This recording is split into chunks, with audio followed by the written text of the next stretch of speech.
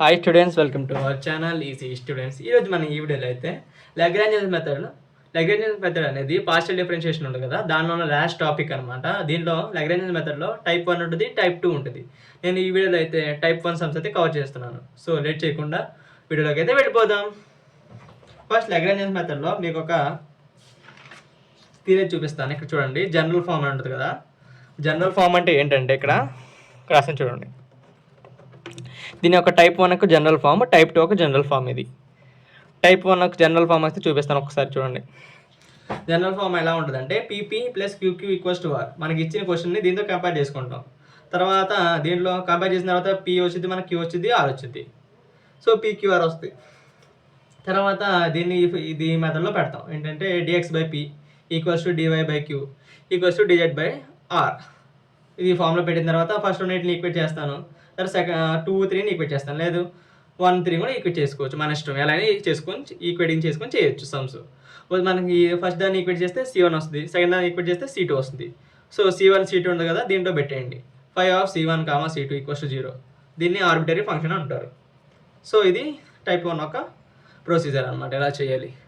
So late చేయకుండా first sum అయితే చూసేద్దాం. ఇక్కడ చూడండి, P X plus Q Y equals to Z ఇలా ఉంది కదా, దీన్ని జనరల్ ఫామ్తో కంపేర్ చేస్తున్నాం. P P plus Q Q equals to R. So ఇది ఇలా ఉంది కదా, క్యూ, ఇది క్యాపిటల్ క్యూ. ఎప్పుడైనా గుర్తుపెట్టుకోండి, ఇది క్యాపిటల్ క్యూ, ఇది స్మాల్ క్యూ. పైన ఉండేది స్మాల్ క్యూ, కింద ఉండేది capital Q equals to R. Capital Q ఎంత అండి? Capital Q equals to Y by Q divide by R. X plus P plus ఎంత ఉంది, ఎక్స్ ఉంది. క్యూ ప్లస్లో వై ఉంది, జెడ్ ప్లస్లో ఆర్ ప్లస్ జెడ్ ఉంది.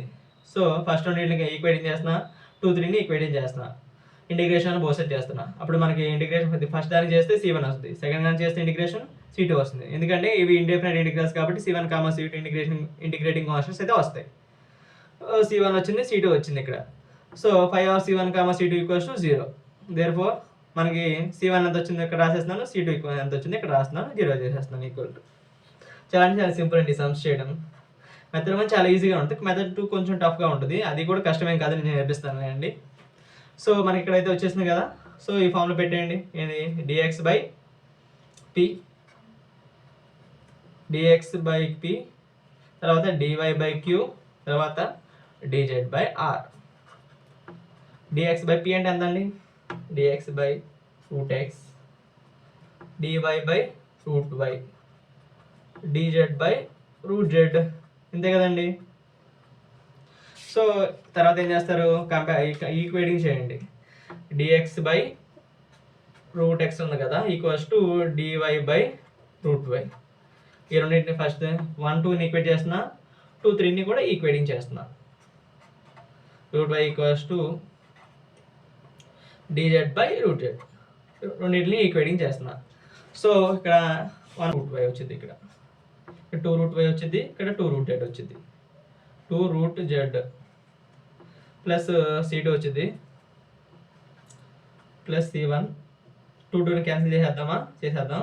ఇప్పుడు అనేది route y minus root x వచ్చింది. ఇక్కడ C2 కూడా ఇటే రాయండి. అప్పుడు ఎంత వచ్చింది, 2, 2 get cancelled, X root Z minus root Y equals to 0. ఇది సెకండ్ సమ్.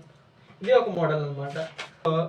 ఇది బైపార్ట్స్ చేయాలి కానీ కొంచెం టఫ్గా ఉంటుందండి. బైపార్ట్స్ అవి వస్తాయి, అది చేయాలంటే కొంచెం మీకు కాన్సెప్ట్ అని తెలియాలి. బైపార్ట్స్ అనేది ఏంటనేది నేను మ్యాథ్స్ అకాడమీ అనే మన యూట్యూబ్ ఛానల్ ఉంది, దాంట్లో బైపార్ట్స్కి ఎలా చేయాలి ఏంటనేది షార్ట్కట్ ట్రిక్స్ అయితే చెప్పాను. ఒకసారి ఆ వీడియో రిఫర్ చేయండి, మీకు అర్థమవుద్ది, మొత్తం కంప్లీట్గా అర్థమవుద్ది ఎలా చేయాలి ఏంటి బైపార్ట్స్ అనేది. సో ఈ వీడియోకి ఇంతేనండి. వీడియో నచ్చితే వీడియోని లైక్ చేయండి.